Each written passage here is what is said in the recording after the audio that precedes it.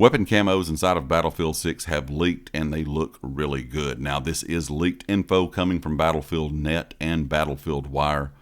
Keep in mind, this did come from the Battlefield Labs, but it's not necessarily going to all make it into the game. It could, but things could change. So kind of a disclaimer there.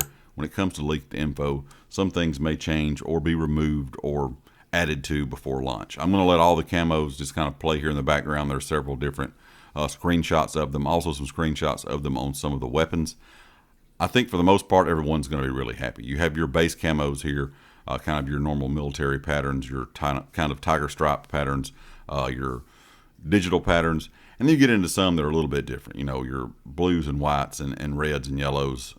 Nothing wild, nothing shiny, nothing chrome, nothing gold, nothing like that. So overall, I think these are going to be really well received.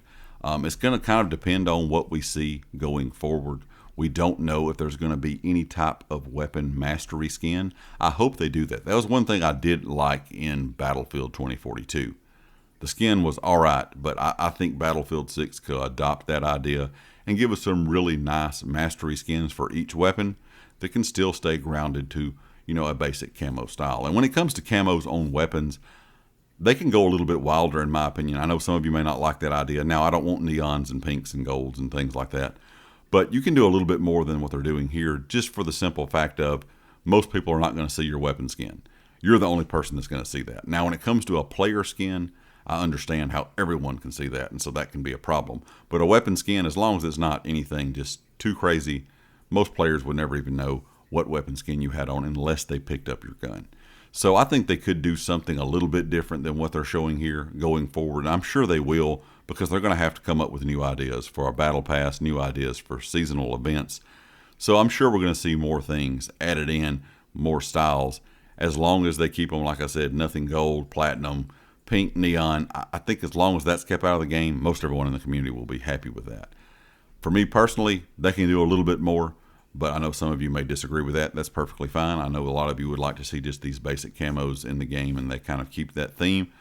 But if the game's going to be out for an extended period of time and have a big player base, and you're going to support this game for, I would assume, years to come, you're going to have to mix it up a bit, because everything's going to start to look exactly the same. So I think they can do a bit more, but I don't want to see anything too wild. I'm curious what you guys think about these. I think they look really good. Like I said, a lot of the same kind of design, but different color schemes.